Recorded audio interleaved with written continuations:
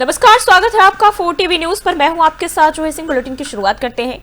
पहलगाम आतंकी हमले के बाद प्रधानमंत्री नरेंद्र मोदी पहली बार जम्मू कश्मीर के दौरे पर पहुंचे। पीएम ने दुनिया के सबसे ऊंचे रेलवे पुल चिनाब का उद्घाटन किया और उन्होंने चिनाब ब्रिज का जायजा भी लिया और इसको बनाने वाले कामगारों से बातचीत की। अब इसी ट्रैक पर बने अंजी ब्रिज का भी लोकार्पण जो है वो किया जाएगा और ये देश का पहला ऐसा रेलवे ब्रिज है जो केवल स्टेट तकनीक पर बना है। और यह ऐतिहासिक पुल न सिर्फ कश्मीर घाटी को पूरे भारत से जोड़ेगा बल्कि क्षेत्र में व्यापार, पर्यटन और औद्योगिक विकास को भी नई गति देगा। पीएम जम्मू कश्मीर में 46,000 करोड़ की परियोजना का उद्घाटन भी कर रहे हैं। वह कटरा से श्रीनगर के लिए शुरू होने जा रही वंदे भारत को हरी झंडी दिखाकर भी इस दौरान उन्होंने रवाना किया है। इस ट्रेन के जरिए जम्मू से श्रीनगर का रास्ता केवल 3 घंटे का रह जाएगा।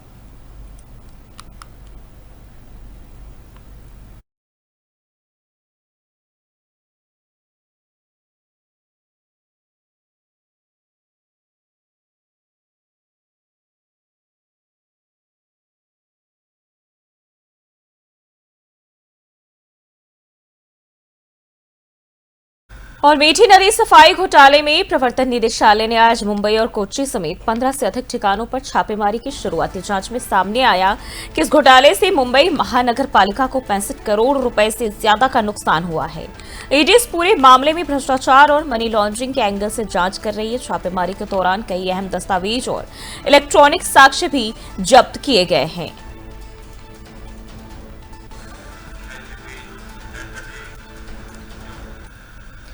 और बेंगलुरु भगदड़ मामले में पुलिस ने की 4 गिरफ्तारियां। आरसीबी के निखिल सोसले और डीएनए के सुशील मैथ्यू शामिल डीएनए के कर्मचारी किरण सुमंत को पकड़ा गया है। टिकट और पास बांटने के आरोप में पकड़ा गया। केएससीए अधिकारियों के घरों पर भी छापेमारी। तो बेंगलुरु में हुए भगदड़ के मामले में पुलिस ने ये बड़ी कार्रवाई की है और इस कार्रवाई के तहत 4 लोगों की गिरफ्तारियां की गई है। गिरफ्तार किए गए आरोपियों में आरसीबी के निखिल सोसले, डीएनए के सुनील मैथ्यू और कर्मचारी किरण सुमंत का नाम शामिल है। इन पर टिकट और पास बांटने में गड़बड़ी का आरोप है और इसके अलावा केएससीए के कुछ अधिकारियों के ठिकानों पर भी छापेमारी की गई है। सभी आरोपी फिलहाल कब्बन पार्क पुलिस स्टेशन में हिरासत में है और मामले की जांच की जा रही है।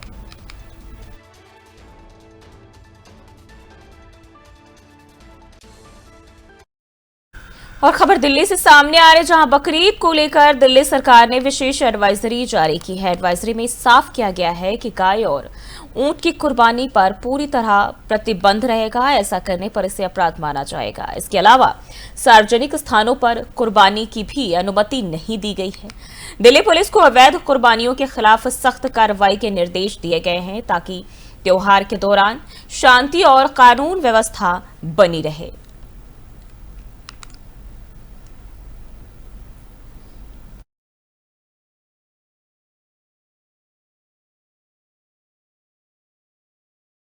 और देश की मौद्रिक नीति को लेकर बड़ा ऐलान हुआ है। आरबीआई गवर्नर संजय मल्होत्रा ने बताया कि मौद्रिक नीति समिति ने रेपो दर में 50 आधार अंकों की कटौती का फैसला लिया है और अब नई रेपो दर 5.5% होगी, जो तत्काल प्रभाव से लागू मानी जाएगी। और इसके साथ ही स्थायी जमा सुविधा पर भी 5.25% और सीमांत स्थायी सुविधा और बैंक दर 5.75% पर समायोजित की गई है।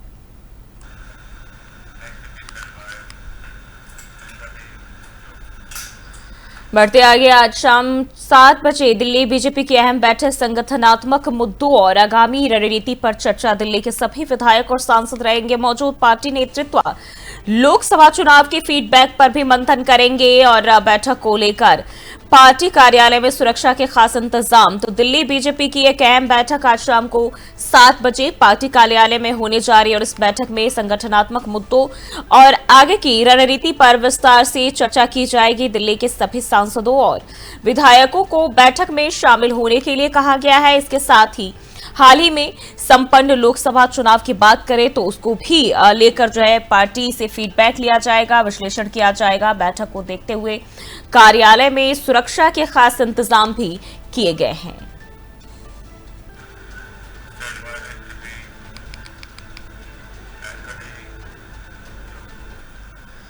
और असम के मोरीगांव जिले में बाढ़ की स्थिति में मामूली सुधार जरूर हुआ है, लेकिन हालात अभी भी नहीं है जो चिंताजनक वो देखने को मिल रही है, क्योंकि सुविधाएं नहीं है और ऐसे में लोगों को काफी परेशानी हो रही है। जिले के 117 गांव अभी भी जलमग्न बताए जा रही है। तस्वीरें भी जहां पानी ही पानी नजर आ रही है। असम राज्य बात करें तो आपदा प्रबंधन प्राधिकरण के मुताबिक इस साल बाढ़ और भूस्खलन में अब तक 21 लोगों की जान जा चुकी है। बाढ़ की पहली लहर से राज्य के 19 जिलों में 5,60,000 से ज्यादा लोग प्रभावित हुए हैं। वहीं राहत बचाव कार्य लगातार जारी है। तो जिस तरीके से हम देखें, उत्तर भारत के जो राज्य है वहां मूसलाधार बारिश की वजह से काफी परेशानी बढ़ गई है। बाढ़ ने लोगों का जीना मुहाल कर दिया है। और असम की बात करें, बहुत ही प्रभावित हुआ है राज्य, और ऐसे में पानी ही पानी हर तरफ जो है वो देखने को मिल रहे हैं। वहीं जो लोग हैं उनके लिए राहत बचाव कार्य सरकार की तरफ से किए जा रहे हैं।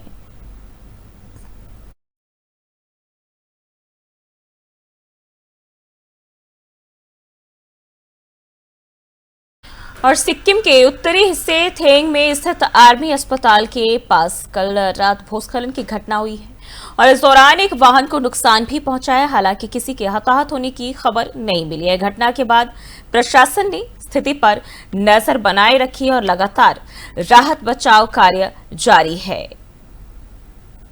तो लगातार बढ़ते आपदा के चलते भूस्खलन भी देखने को मिल रहा है और ऐसे में जो लोग हैं उन्हें काफी परेशानी होती है। थेंग में आर्मी अस्पताल के पास ये भूस्खलन की तस्वीरें सामने आई है। राहत बचाव कार्य लगातार जारी है। सिक्किम से ये जानकारी आपको बताते चले।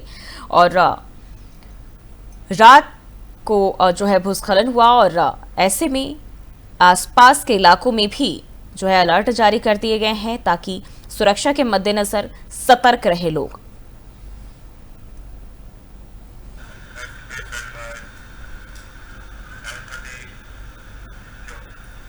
और कर्नाटक के बेंगलुरु शहर में सीमांत कुमार सिंह ने पुलिस आयुक्त का पदभार संभाल लिया और यह बदलाव बेंगलुरु भगदड़ के मामले के बाद सामने आया है, जिसमें बी दयानंद समेत कई अधिकारियों को निलंबित किया गया था। नए पुलिस आयुक्त सीमांत कुमार सिंह सुरक्षा व्यवस्था और जो है तमाम जो हालात है वहां उसे और मजबूत करने और भविष्य में जो इस तरह की घटनाएं हैं इसे रोकने के लिए विशेष रणनीति बनाएंगे। उन्होंने अधिकारियों के साथ बैठक कर जल्द ही सुरक्षा समीक्षा भी शुरू कर दी है। तो अब ये नई जिम्मेदारी और ऐसे में सीमांत कुमार सिंह ने पुलिस आयुक्त का पदभार संभाल लिया है। आपको बता दें, हाल ही में जो है बेंगलुरु में भगदड़ मची और इसमें कई सारे लोगों की मौत भी हुई और इसके बाद सियासत भी हाई रहा। लेकिन अब जो है यहाँ प्रशासनिक बदलाव देखने को मिला है, जहां सीमांत कुमार सिंह ने पुलिस आयुक्त का पदभार ग्रहण किया है। और आपको बताते चले, इस मामले में बी दयानंद समेत कई जो अधिकारी हैं उनको निलंबित किया गया था एक्शन लेते हुए सरकार ने।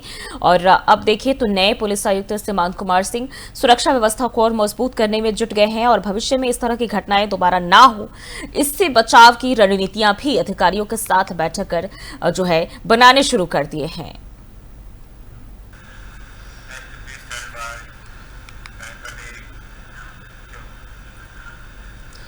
और वही भीषण गर्मी के बीच उत्तर प्रदेश के श्रावस्ती जिले के मौलाना खसियारी गांव में जंगली जानवरों ने मवेशियों पर जानलेवा हमला किया और इस हमले में मवेशी बुरी तरह घायल हुए हैं और गांव में दहशत का माहौल है। वहीं वन विभाग की टीम और ग्रामीण मिलकर लगातार सर्च ऑपरेशन कर रहे हैं। इसके साथ ही ड्रोन के जरिए भी निगरानी रखी जा रही है। हालांकि अभी तक जंगली जानवर की पहचान नहीं हो पाई है। स्थानीय लोग सुरक्षा के लिए सतर्क है और अपनी सुरक्षा खुद कर रहे हैं। तो ये खबर आपको बताते चले उत्तर प्रदेश के श्रावस्ती से, जहां जंगली जानवर ने मवेशियों पर जानलेवा हमला किया है। अभी तक कुछ पता नहीं चल पाया है कि जानवर आखिर है कौन। और इस वारदात के बाद से जो है रिहायशी इलाकों में भी ग्रामीणों में काफी दहशत और खौफ बना हुआ है, क्योंकि मवेशियों की बात करें तो मवेशी जो है इससे बुरी तरह घायल हुए हैं। और वन विभाग की टीम ग्रामीण मिलकर लगातार सर्च ऑपरेशन कर रहे हैं। ड्रोन के जरिए निगरानी रखी जा रही है, लेकिन अभी तक देखें तो जंगली जानवर की पहचान नहीं हो पाई है। स्थानीय लोग सुरक्षा के लिए पूरी तरह सतर्क मोड पर है, अपनी सुरक्षा खुद कर रहे हैं। तो समस्या साहब ने की से बाघ का हल्ला भा तो विश्वास रहा ना, तो साहब ने की जाते रहे लकड़ी भरे राती में है 11 बजे, तब देखा कि बछवा खाले में पड़ा रहा। उसके बाद में है सबका बुलाया करे बाद में है कुछ बिहार बाहर दो टार्च मारा, तो सीधा जाने की चला आया और पेड़ को आगे जाने की तो झाली में गायब हो गया। अच्छा, बछवा उससे हमला किया था बछवा पे? हाँ सर, उनकी 2 बार किया। अच्छा, वन विभाग की टीम आ रही है रोज लगातार 3-4 दिन से, हाँ सर, उनकी आ रही है। लेकिन कुछ पता नहीं चल पा रहा है। ना सर, फोन कुछ नहीं। वैसे तो समस्या है साहब ने कि बाघ का हल्ला भा। और वही कहते हैं कि विकास के तेज दौर में अगर प्रकृति नाराज हो जाए तो मनुष्य के अस्तित्व पर संकट आ जाता है और इस बात के लक्षण हमें भारत में साफ दिखाई दे रहे हैं। कभी किसी क्षेत्र में बारिश ना होना और सूखे की स्थिति बन जाना, तो कहीं इतनी अधिक बारिश कि जीवन प्रभावित हो जाए, और ये सब प्रकृति की असंतुष्टि के संकेत है। इस साल मानसून ने देश में पहले ही दस्तक दे दी है, जिसके कारण देश के कई हिस्सों में लगातार बारिश हो रही है और इससे लोगों की जो दिनचर्या है पूरी तरह प्रभावित भी हो रही है। भारत में यह असामान्य मानसून पैटर्न ग्लोबल वार्मिंग और पर्यावरणीय बदलावों का परिणाम हो सकता है। बढ़ती प्रदूषण, वनों की कटाई और जल स्रोतों का अंधाधुंध दोहन भी मौसम में अप्रत्याशित बदलाव का कारण बन रहे हैं। यह केवल प्राकृतिक आपदाओं का संकेत नहीं बल्कि हमारी जीवन शैली में सुधार की जरूरत भी जताता है। तो चलिए जानते हैं मानसून के पहले आने के पीछे का आखिर कारण क्या है, इस रिपोर्ट के जरिए। भारत में इस साल मानसून की शुरुआत समय से पहले ही हो गई है। देश के कई राज्यों में तो पहले से ही बारिश हो रही है। दिल्ली एनसीआर में लगातार नौतपा बेअसर रहा है और इसके अलावा मौसम विभाग यानी आईएमडी ने देश के कई हिस्सों में आंधी, तूफान, तेज हवाओं और भारी बारिश का अलर्ट जारी किया है। वहीं केरल और महाराष्ट्र में तो मानसून ने पहले ही दस्तक दे दी है। आपको बता दें कि हर साल देश में मानसून 1 जून या उसके बाद से शुरू होता था, लेकिन इस बार पहले ही मानसून की शुरुआत हो चुकी है। समय से पहले मानसून आने का कारण। देश में समय से पहले मानसून के आने के पीछे कई मौसम और जलवायु कारक जिम्मेदार होती हैं। इनमें समुद्री सतह का तापमान एक महत्वपूर्ण भूमिका निभाता है, क्योंकि गर्म समुद्री पानी से वाष्प का उत्सर्जन बढ़ता है, जिससे मानसून सक्रिय होता है। मौसमी हवाओं का व्यवहार भी मानसून की दिशा और गति को प्रभावित करता है। मैडीन जूलियन ऑसिलेशन MJO जैसे कारक जो वायुमंडल में हवा के दबाव में उतार चढ़ाव को बताता है, मानसून की तीव्रता और समय को नियंत्रित करते हैं। इसके अलावा एल नीनो और ला नीना जैसे प्रभाव भी मानसून की गति पर प्रभाव डालते हैं। वायुमंडलीय दबाव में बदलाव जैसे उष्ण कटिबंधीय क्षेत्र में उच्च या निम्न दबाव मानसून को तेज या धीमा कर सकते हैं। इसके साथ ही जलवायु परिवर्तन के कारण तापमान और हवाओं के पैटर्न में बदलाव हो रहे हैं, जो मानसून के असामान्य व्यवहार का कारण बन रहे हैं। ये सभी कारक मिलकर मानसून के समय से पहले या विलंब से आने में भूमिका निभाते हैं। इसलिए मौसम विभाग लगातार इन प्रणालियों पर नजर रखता है।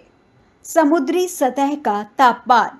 आपको बता दें कि जब अरब सागर और बंगाल की खाड़ी में समुद्री सतह का तापमान नॉर्मल से ज्यादा हो जाता है, तब ऐसे में हवा का बहाव स्थल की ओर होता है और मानसून जल्दी शुरू हो जाता है, क्योंकि समुद्री सतह का तापमान हवाओं में नमी को बढ़ाता है, जिससे मानसून के लिए अनुकूल स्थिति बनती है। मौसमी हवाओं का व्यवहार। मानसून की ज्यादातर निर्भरता दक्षिण पश्चिमी हवाओं पर होती है, इसलिए जब भी जेट स्ट्रीम या फिर दूसरी वैश्विक हवाएं समय से पहले दक्षिण की तरफ खिसकती हैं, तो मानसून की शुरुआत जल्दी हो जाती है।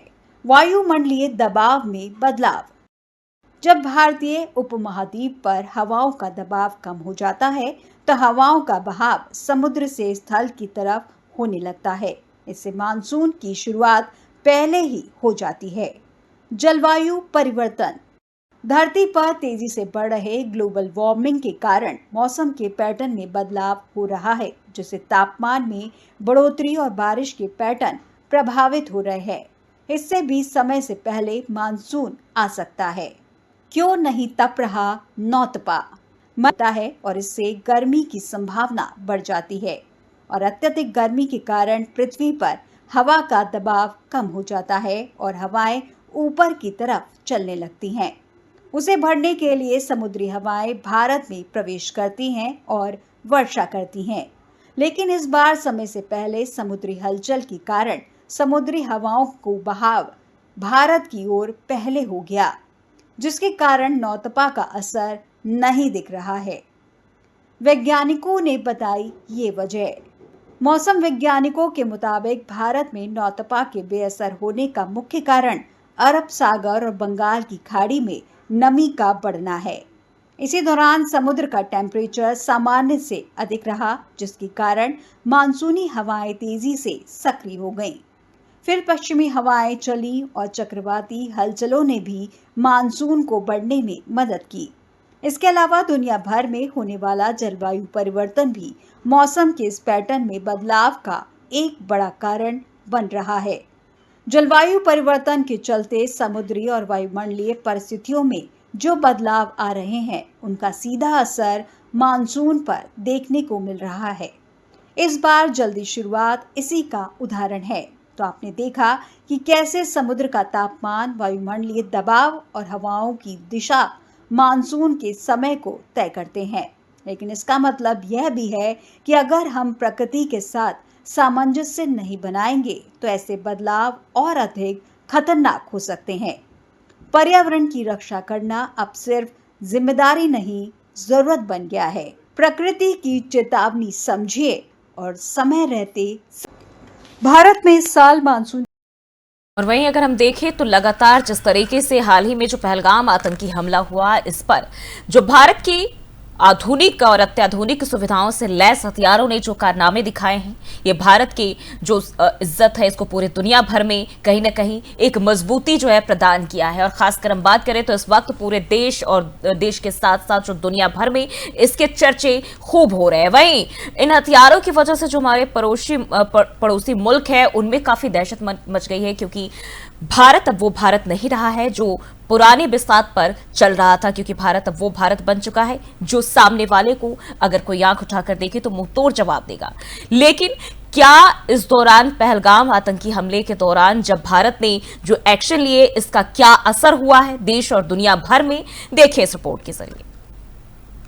रूस की चिंता का अंदाजा इस बात से लगाया जा सकता है कि रूस के विदेश मंत्री सेर्गेई लावरोव हर मंच पर कहते हुए दिखाई देते हैं कि पश्चिमी देश लगातार चाइना और भारत को लड़ाने की कोशिश कर रहे हैं। पश्चिम चीन विरोधी नीति को हवा दे रहे हैं कि हमारे अच्छे दोस्त भारत और पड़ोसी चीन के बीच टकराव बढ़ाने के लिए लगातार कोशिश कर रहे हैं। इस बात को उन्होंने तब भी कहा था जब क्वाड संगठन को बनाया गया था। लावरोव ने कहा था कि पश्चिम के देशों ने एशिया पैसिफिक को इंडो पैसिफिक कहना शुरू कर दिया है। स्पष्ट है कि पश्चिम चीन विरोधी नीति को हवा दे रहा है। ये हमारे अच्छे दोस्त भारत और पड़ोसी चीन के बीच टकराव बढ़ाने के लिए है। पश्चिम के देशों ने एशिया पैसिफिक को इंडो पैसिफिक कहना शुरू कर दिया है। स्पष्ट है कि पश्चिम चीन विरोधी नीति को हवा दे रहा है। यह हमारे अच्छे दोस्त भारत और पड़ोसी चीन के बीच टकराव बढ़ाने के लिए है। पश्चिम के देश इस इलाके में अपना प्रभुत्व जमाना चाहते हैं। पश्चिम की इस नीति को राष्ट्रपति पुतिन ने बांटो और राज करो बताया था। यह पहली बार नहीं है जब रूसी विदेश मंत्री ने भारत और चीन के संबंधों में पश्चिम की भूमिका की आलोचना की है। इससे पहले 2020 में भी लावरोव ने कहा था कि पश्चिम एक ध्रुवीय विश्व बहाल करना चाहता है, मगर रूस और चीन उसके मातहत नहीं होंगे। वहीं इसी महीने जब भारत और पाकिस्तान एक दूसरे के इलाके में हमले कर रहे थे तो उम्मीद की जा रही थी कि क्वाड के सदस्य देश भारत का समर्थन करेंगे, लेकिन ऐसा नहीं हुआ। हालांकि क्वाड कोई सुरक्षा गठजोड़ नहीं है, लेकिन फिर भी क्वाड को लेकर उदासीनता देखी गई है। रूस की चिंता भारत की बदलती रणनीति, भारत की सैन्य निर्भरता, बदलाव की तस्वीर, भारत की ओर बढ़ता पश्चिम, भारत का सैन्य आपूर्ति स्रोत बदलता, भारत की नई रक्षा रणनीति, मेक इन इंडिया, डाइवर्सिफिकेशन। रूस की यह चिंता यह स्पष्ट तौर पर कह रहा है कि भारत के खेमे में कुछ तो चल रहा है, जिससे रूस की चिंता बड़ी है। तो आपको बता दें कि रूस का डर है कि भारत की निर्भरता उस पर से खत्म ना हो जाए, क्योंकि सैन्य आपूर्ति के मामले में भारत की निर्भरता रूस पर कम हुई है। भारत सैन्य आपूर्ति के मामले में पश्चिम की ओर शिफ्ट हो रहा है। आने वाले समय में यह ट्रेंड और बढ़ेगा, जो हाल ही में राफेल एम के रूप में देखने को मिला है। Stockholm International Peace Research Institute यानी सिप्री के मुताबिक 2009 से 2013 के बीच भारत का 76% हथियार आयात रूस से होता था, लेकिन 2019 से 2023 के बीच रूस से होने वाला हथियार आयात गिरकर 36% पर आ गया है। हालांकि यूक्रेन से जंग के दौरान रूस से भारत का व्यापार बढ़ा है, लेकिन ये बढ़ोतरी भारत के ऊर्जा आयात के क्षेत्र में है। पिछले साल दोनों देशों के बीच 66 अरब डॉलर का कारोबार हुआ था, लेकिन इसमें 40% रूसी तेल था और 36% रूसी हथियार था। भारत आत्मनिर्भर बने, पश्चिम का भारत पर विश्वास। चीन को काबू में करना संभव, रूस की बदलती स्थिति। 1962 का जंग, भारत रूस संबंध और चीन की आक्रामकता। भारत पश्चिम से संबंध सीमित करे रूस। भारत आत्मनिर्भरता की ओर तेजी से बढ़े, भारत नवाचार पर करे फोकस। वहीं पश्चिम को लगता है कि चीन को काबू में करना है तो भारत अहम देश है। दूसरी तरफ भारत को लगता है कि सीमा पर चीन की आक्रामकता को जवाब देना है तो पश्चिम की मदद जरूरी है। ऐसे में रूस के विदेश मंत्री का मानना है कि पश्चिम भारत और चीन में तनाव पैदा करने की कोशिश कर रहा है, लेकिन सच तो ये है कि भारत रूस पर निर्भर नहीं रह सकता। अगर चीन का सामना करना है तो रूस इसमें मददगार साबित नहीं होगा, क्योंकि 1962 की जंग में रूस ने भारत की मदद नहीं की थी। अब रूस खुद ही चीन यूक्रेन के साथ जंग में उलझकर एक जूनियर पार्टनर बनकर रह गया है। रूस की निर्भरता चीन पर बढ़ गई है। ऐसे में यह संभव नहीं है कि भारत रूस के कहने पर पश्चिम से संबंध सीमित कर ले, क्योंकि चीन लगातार आक्रामक नीति के साथ आगे बढ़ रहा है, जो पाकिस्तान के साथ ऑपरेशन सिंदूर के दौरान देखने को मिला है, और रूस इस दौरान पूरी तरह से बचता हुआ दिखा। हालांकि रूस भी वही बोला जो भारत ने कभी रूस को ज्ञान दिया था कि युद्ध से कुछ हासिल होने वाला नहीं है। पीस, डिप्लोमेसी और डायलॉग से दोनों देश इसे हल करें।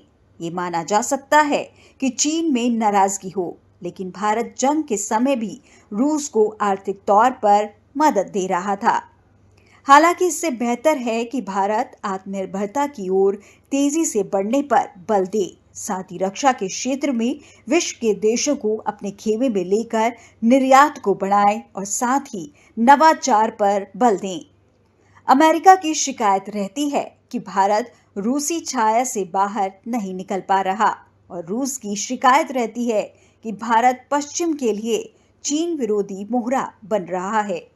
इसे भारत की बढ़ती प्रासंगिकता के रूप में भी देखा जा सकता है और अंतर्राष्ट्रीय राजनीति की दुविधा के रूप में भी। लेकिन अमेरिका का इतिहास पुराना है कि उसने कभी भारत के पक्ष में नहीं रहा।